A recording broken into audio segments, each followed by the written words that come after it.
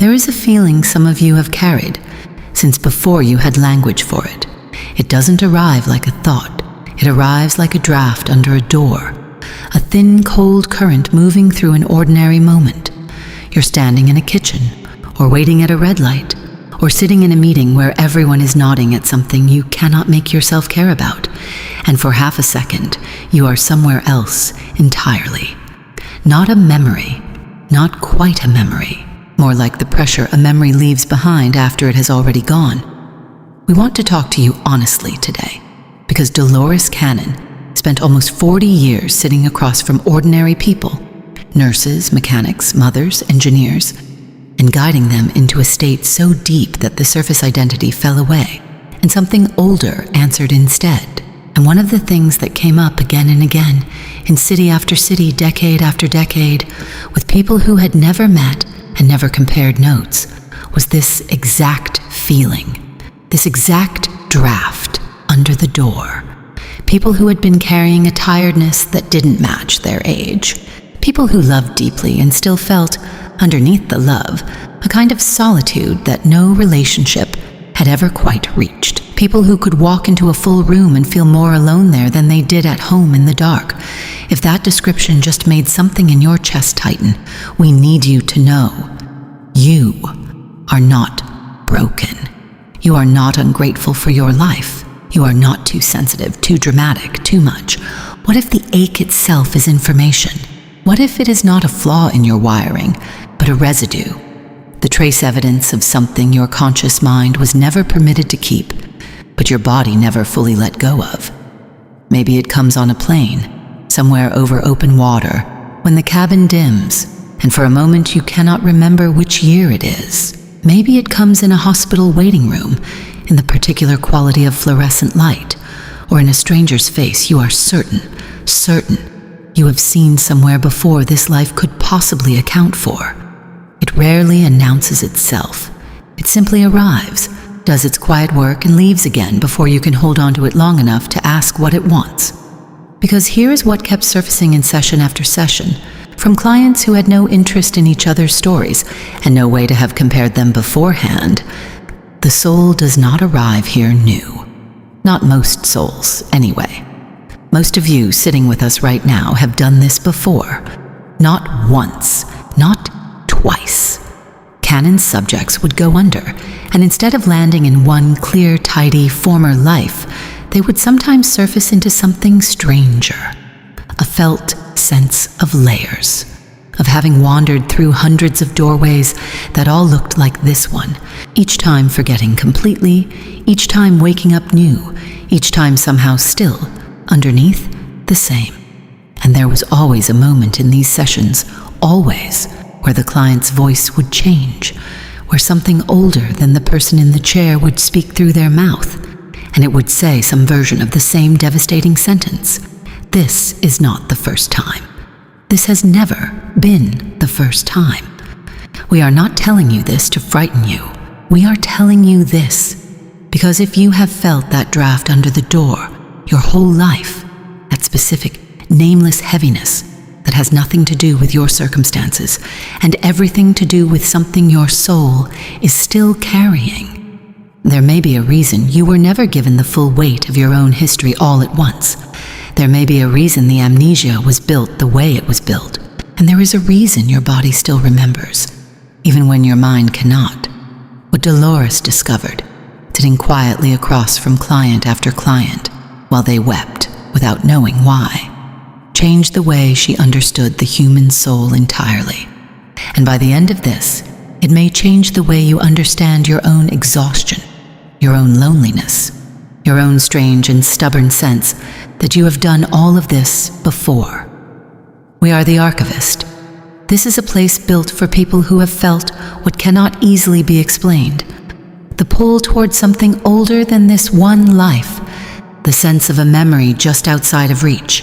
We don't come here to convince you of anything. We come here to hold a door open gently, in case something on the other side of it belongs to you. Everything we explore is drawn from decades of documented hypnotherapy sessions. Real people, guided into deep trance, describing what their own subconscious revealed about the soul, about the space between lives, about why we forget and what we forget it for. We don't dramatize what was found. We don't need to. It is strange enough on its own. We are not asking you to believe anything before you're ready. Belief was never the entry price here. All we ask is that you stay curious a little longer than usual, the way Dolores herself stayed curious long after it would have been easier, professionally and personally, to stop asking the next question. If you are here, some part of you already suspects that your life has more history behind it than your memory can access. That's enough. That's all the qualification you need. Let's sit with this together for a while, the way two people sit at a kitchen table long after the meal is finished, because neither one is quite ready yet to say goodnight. Here is what we're going to walk through together. We're going to look at how a soul comes to carry hundreds of lifetimes inside it, not as a metaphor, but as something Dolores Cannon's subjects described in specific, consistent, almost procedural detail. We're going to look at the exact signs this leaves behind in a person living right now, today, in this life. Signs so specific you may recognize several of them before we finish naming them. Some of what we're about to describe will feel almost too specific to be a coincidence. A particular kind of fatigue, a particular kind of quiet, a particular ache that shows up even in rooms full of people who love you. That specificity is the point. Vague comfort is easy to dismiss. What Dolores kept encountering, session after session, was never vague. But we're not stopping there. Because knowing you're an old soul is not, by itself, the discovery that matters most. The real weight of this, the part that made grown adults cry in Dolores' office without being able to say why, comes later. It comes when you understand why the forgetting was built the way it was, and what your exhaustion has actually been protecting you from. By the end, the tiredness you've never been able to explain may finally make sense. Stay with us. This one goes somewhere. To understand why some of you feel impossibly old inside a young or middle-aged body, we have to start with what Dolores found happening on the other side, in the space between one life and the next. Across her regressions, a pattern repeated with startling consistency. When a person died, in whatever life was being explored, they did not simply vanish into nothing, and they did not immediately return. They were met. Something, or someone, was always there to receive them, and not long after they were brought before what her subjects described, over and over in different words, but the same shape, as a council, a gathering of elders, guides, overseers. The language varied by subject, but the function never did. This was a body that reviewed the life just completed, weighed what had been learned against what had been intended, and helped the soul decide what came next. Subjects who reached this layer of trance often described the council not as intimidating, but as unbearably kind, patient in a way that felt almost unfamiliar after a lifetime spent bracing for judgment. There was no rush, no raised voice. Whatever had gone wrong in the life just finished was met with something closer to recognition than condemnation, as though the beings gathered there had already lived every possible failure themselves and understood, better than the soul in front of them did, exactly how it had happened. This was not punishment. Nobody sat in judgment from above. What emerged instead, session after session, was something almost more unsettling in its fairness. The soul judged itself. It sat with its own choices without excuses, without the noise of a body's fear or ego in the way, and it simply knew. This was accomplished. This was avoided. This debt was not paid.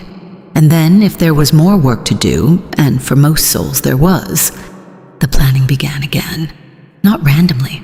Cannon's subjects described choosing not just the broad shape of a coming life, but startlingly specific details: the parents, the location, even the exact day and season of birth, because the astrological conditions at the moment of arrival mattered to the kind of personality and challenges the soul was choosing to carry. Even the timing of a single breath at birth, subjects said, could shift which planetary influences imprinted most strongly, a detail so precise It left more than one hard-nosed skeptic in Cannon's chair, visibly unsettled. Nothing about it was left to chance. Contracts were made with other souls, the ones who would become your mother, your rival, the stranger who would say the one sentence that changes everything. Agreements were struck about who would play which role this time, and who would switch roles next time, so that every soul touching yours had at some point worn every mask. These agreements were rarely simple. A single relationship in this life might be the layered residue of a dozen earlier roles, the one who once abandoned you now returning to be abandoned in turn, the balance quietly evening out across lives neither of you consciously remember negotiating. Then came the part that matters most for what we're exploring today. Before the soul re-entered a body, a veil was drawn down over all of it. Every council meeting, every contract, every lifetime that came before, not erased. Cannon was clear that the subconscious retains everything, every single time without exception, but hidden from the surface, sealed away from the part of you that navigates daily life. This is why, under deep hypnosis, ordinary people could suddenly speak with total clarity about lives, choices, and rooms they had never consciously known existed. The information had been there the entire time, waiting. So imagine for a moment what it means to be a soul who has been through this process not once, but hundreds of times. Hundreds of council meetings, hundreds of contracts, hundreds of griefs, hundreds of triumphs, hundreds of goodbyes, all sealed carefully away behind a veil built specifically so you could function, so you could be new enough in each life to actually live it, rather than being crushed under the accumulated weight of everything you've already survived. The veil is not a flaw in the design, it is the design. But a veil, however well built, is not the same as a wall. And what Dolores kept finding, again and again, is that some things get through it anyway. Here is where it becomes personal. Because if the veil sometimes lets things through, not full memories, but pressure, residue, a felt sense without a story attached to it, then it should leave signs, and it does. Dolores' clients described them with such consistency across such different lives and backgrounds that they stopped sounding like coincidence a long time ago. The first sign is the tiredness that doesn't match the life. Not physical exhaustion, though it can show up that way too, but a deeper, older fatigue, the kind that was already present at 7 years old, at 10, long before anything in the actual childhood justified it. Many of Cannon's subjects described being unusually serious children, watching adults instead of playing with children their own age, feeling even then like a much older presence had somehow been folded into a small body that hadn't caught up to it yet. The second sign is a loneliness that survives good relationships. This is one of the hardest for people to admit out loud because it sounds ungrateful. You can have a partner who loves you, friends who show up, a family that is, by any reasonable measure, enough, and still feel, underneath all of it, a kind of solitude that none of it touches. Not because anything is missing from them, because something in you is remembering a solitude none of them were there for. Hundreds of arrivals and departures, hundreds of goodbyes at the edge of a body, and no one currently in your life was present for any of it. Of course, a part of you feels alone. A part of you has done all of this before, mostly without them. The third sign is hypersensitivity, an emotional and even physical porousness that Cannon documented over and over in the volunteer and old soul cases specifically. Rooms feel loud even when they're quiet. Other people's pain arrives in your body before you've consciously registered why you're upset. Violence on a screen lands differently in you than it seems to land in the people around you. This isn't a nervous system malfunctioning. Session after session suggested the opposite, that some souls arrive with fewer defenses precisely because their history has already worn the callus down. You are not thin-skinned because something is wrong with your skin. You are thin-skinned because you've shed so many skins already. The fourth sign is a discomfort with shallowness that borders on physical pain. Small talk exhausts you in a way it doesn't seem to exhaust other people. You find yourself hungry, almost desperately, for real conversation about death, about meaning, about what any of this is actually for, and mildly suffocated by anything less. This too showed up repeatedly in Cannon's work. Souls with many lifetimes behind them tend to lose patience for anything that doesn't touch the real thing. The fifth sign is déjà vu, that isn't about a place, but about a feeling, the uncanny sense, in the middle of an ordinary moment, that you have felt this exact configuration of emotion before, in a context you cannot name, a specific kind of grief, a specific kind of relief, recognizing not the scene, but the emotional shape of the scene, the way you'd recognize a voice on the phone before the person says their name. There is often a sixth pattern too, quieter than the rest, an unexplained pull toward a specific era, a specific landscape, a specific language never taught. Cannon's subjects described smelling smoke that wasn't there, craving foods from countries they had never visited, weeping without warning at the sound of an instrument they had no memory of learning. None of this proves anything on its own, but taken together session after session, it stopped behaving like coincidence and started behaving like residue. If 2 or 3 of these landed somewhere in your chest just now, we want you to notice that, not analyze it, just notice it. Because what you're feeling is not imagination. According to what came through in session after session, it's memory, with the details filed off, the part of the veil that was never quite as solid as it was supposed to be. Here is why this matters more right now than it would have mattered 50 years ago. Across her later work, Cannon's subjects began describing something they hadn't described before, not a personal shift, but a planetary one, under trance, session after session, in different countries, with clients who had no access to each other's sessions. The same picture began to surface, the Earth itself moving toward a division. Not a physical splitting of the globe, but a splitting of frequency. 2 versions of this world, existing at different vibrational rates, gradually separating from one another. The way 2 notes that were once in tune slowly drift apart. One of those versions, her subjects said, carries forward the old patterns, the fear, the violence, the density that has accumulated on this planet across thousands of years of unresolved karma. The other rises into something new, cleaner, lighter, still Earth, but no longer weighed down by everything the old one is still carrying. And the subjects were consistent about this. Which version a soul ends up experiencing is not assigned. It is not fate. It has to do with vibration, with the frequency a soul is actually holding, life by life, choice by choice, right now, in the years we are living through. This is why Cannon's later work described this current period as urgent, in a way earlier decades were not. The window is not permanently open. Something is accelerating. This is where being an old soul stops being simply a private ache and becomes something closer to a responsibility. Because if you have walked through hundreds of lifetimes, hundreds of council reviews, hundreds of contracts fulfilled and broken and renegotiated, you are not carrying that history for nothing. Several of Cannon's subjects, once deep enough in trance, describe this era specifically as the reason so many old souls chose to return now, clustered together in these particular decades, rather than being spread evenly across time, the way they might have been in a quieter century. You were not born now by accident.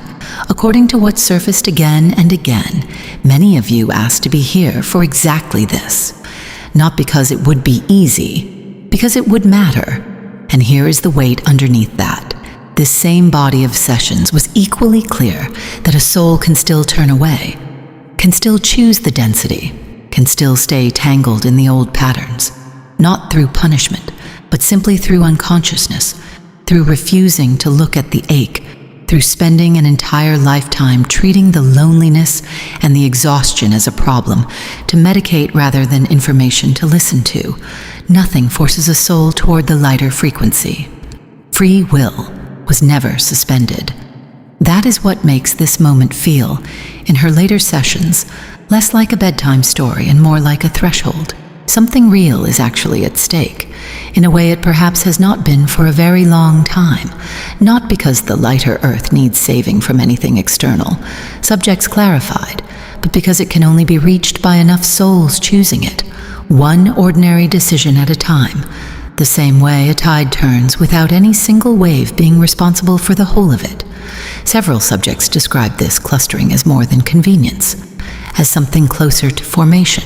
Souls who had walked parallel roads across many lifetimes, choosing this time to arrive within reach of one another, not necessarily as family, sometimes as strangers who cross paths for a single conversation that changes everything, then part again.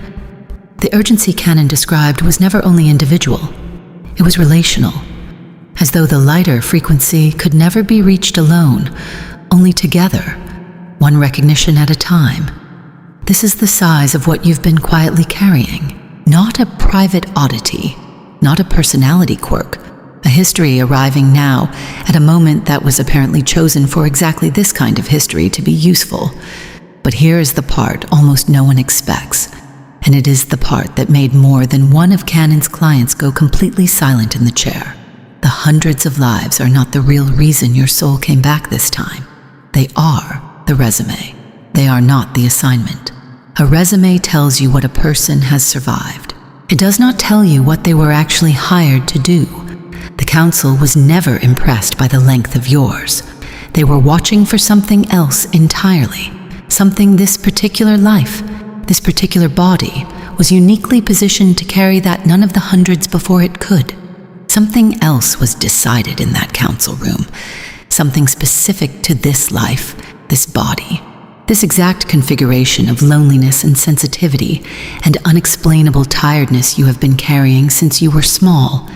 And once you see what it was actually for, the ache stops looking like a wound. It starts looking like a signature. Let us tell you what Cannon found underneath all of it in the sessions that went deep enough to reach this layer. The veil is not careless. It is not a blunt instrument that happens to let some feelings through by accident. According to what surfaced again and again in her client's trance states, the forgetting is calibrated, deliberately, individually. And for souls carrying the specific kind of history we've been describing, hundreds of lifetimes, hundreds of council reviews, an accumulated weight most bodies could never hold, the veil is often built thinner on purpose. And not because something went wrong in the design, because something was needed on the other side of it. This calibration, subject said, happens the way a physician might set a cast, not too tight, not too loose, adjusted to the specific break it needs to protect. No two veils were described as identical, because no two souls were carrying identical weight. Some were built thick enough to hold back nearly everything, granting a life of relative ease, low resolution, gentle, unremarkable dreams. Others, yours, if you are still reading this, were built with more give, more permeability, because the accumulated history behind them required somewhere for the pressure to go. Think about what a fully remembered soul, walking around with the complete unfiltered weight of hundreds of lives, would actually be like to be near. Cannon's subjects described this too when asked directly. Souls who tried to keep too much conscious awareness of their history often found themselves unable to function inside an ordinary human life at all, ungrounded, overwhelmed, useless for the very reason they came. So the veil was drawn thick enough to let you live, to let you fall in love without flinching, to grieve a single loss instead of grieving every loss at once. To wake up in the morning without the full catalog of every ending you've ever survived, pressing down on your chest before your feet even touch the floor, but thin enough for some of you to leak. And that leak, that draft under the door, that inexplicable tiredness, that loneliness no love has ever quite reached, that hypersensitivity that makes an ordinary room feel unbearably loud, that is not a malfunction in your nervous system. According to everything that surfaced in Cannon's work, It is what a well-built veil looks like from the inside on a soul that is carrying more than most. You are not leaking because something is broken in you. You are leaking because there was simply too much history to seal perfectly, and some of it found the seams. This is the reframe, and we want you to actually let it land. Every time you have privately wondered what is wrong with you, why you can't just be light the way other people seem to be light, why grief and joy both seem to hit you harder than they hit the room around you, why you have felt tired in a way that had no origin story you could point to. You were, in fact, correctly detecting something real. You were detecting the pressure of hundreds of lives your conscious mind was never given, held just barely below the surface, by a veil that was doing exactly what it was built to do, and still, because of how much it was holding back, letting a little through anyway. The people in Cannon sessions who reached this understanding did not, as a rule, respond with excitement. They responded first with grief, a deep, specific, bodily grief, often without any attached memory to explain it, as though some part of them was finally being allowed to mourn hundreds of goodbyes it had never been permitted to mourn one at a time. And then, almost always the grief gave way to something quieter, relief. The particular relief of being believed, even if only by your own subconscious, even if only in a hypnotic chair, even if only, right now, in this moment, by yourself. Because that is what this really is, not proof that you are broken, proof that you have been here before, and before that, and before that, carrying, correcting, learning, returning, and that the tiredness you have felt your entire life was never a defect in the design. It was the sound of a very old soul doing something almost impossibly difficult, staying present, staying tender, staying open inside a single fragile human body while quietly holding the memory of hundreds more. This does not make your life easier than anyone else's. It never claimed to. What it means is that every unexplained wave of grief, every room that felt too loud, every love that still left a private ache underneath it, was never proof of malfunction. It was proof of a life carrying its actual assignment correctly, porous exactly where it needed to be porous, in service of a soul that came back specifically able to feel this much. If any part of this reached something in you, the tiredness, the loneliness that survives good love, the sensitivity you've spent years trying to explain away, we want to hear it. Not because we need the engagement, because Dolores Cannon's entire body of work exists precisely because ordinary people were finally willing to say the strange thing out loud in a room where it wouldn't be laughed at. This is that room now. Tell us which sign hit you hardest.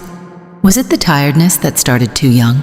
The loneliness that survives even a good marriage, a close friendship, a full house, the way a quiet room can feel loud, or the way small talk leaves you more depleted than actual grief does? Write it in the comments, not to perform it, just to put it somewhere outside your own head, the way Cannon's clients did the first time they said it out loud in her office and realized, for the first time, that they weren't the only one. And if you have a moment you've never been able to explain, a déjà vu that wasn't about a place but about a feeling, a grief that arrived without a cause, a sense of having done all of this before, tell us that too. We read everyone. Some of what ends up in future explorations comes directly from what this community brings forward, the same way Cannon's own understanding kept deepening, because client after client kept handing her one more piece of a picture she hadn't yet seen whole. If this is the first time you've sat with us, consider staying a while longer. There is a whole body of work here, built the same way Dolores built hers. One session, one recognition, one quiet unlacing of the veil at a time. Subscribe if you want to keep finding pieces of yourself in these rooms. Not because a number needs to go up somewhere, because this kind of remembering rarely happens once. It tends to come in waves, each one loosening something the last one couldn't quite reach, and we would rather you not have to go looking for the next wave alone. We especially want to hear from you if none of this fit neatly. If you recognized one sign vividly, and felt nothing at all for the rest. The signs were never meant to work like a checklist. Dolores' own subjects rarely matched each other point for point. What they shared was the underlying shape, not the specific detail. So tell us your version, even if it doesn't look like ours. Especially if it doesn't. Whatever you carry out of this one, carry it gently. You've clearly been carrying enough already. Before you go, sit for a moment with the draft under the door. Not to solve it. Not tonight. Just to notice it without flinching from it the way you might have before. That cold, thin current moving through an ordinary moment, the one we opened with, the one that made you click on this in the first place, is not a symptom of something wrong with your life. It may be the closest thing you have, right now, to a hand reaching back through hundreds of doorways you no longer consciously remember walking through. Some of you will close this and feel lighter, almost immediately. Others will feel the grief arrive first, unannounced, in the middle of something ordinary tomorrow. Folding laundry, driving home, standing at a sink. If that happens, let it. It is not a setback. It is simply the veil doing one more time exactly what it has always done, letting a little more through, now that some part of you has finally stopped bracing against it. There is no wrong way to feel this. There never was. You do not have to remember the details to trust the weight. Cannon's subjects rarely got the details either. The names, the years, the specific rooms. What they got, almost universally, was the feeling, the recognition, the unmistakable sense of, oh, I know this somehow, even though I have never been here. That is not nothing. According to everything that came through in decades of this work, the feeling was never the least reliable part of the memory. It was the most reliable part, the part the veil could never quite fully seal. So if tonight, or tomorrow, or 3 weeks from now, that draft finds you again in the middle of something ordinary, a kitchen, a red light, a room full of people you love, but still feel, somehow, apart from, we hope you'll remember this, not as an explanation, as permission. Permission to be tired in a way your current life doesn't fully account for. Permission to feel a loneliness that isn't anyone's fault.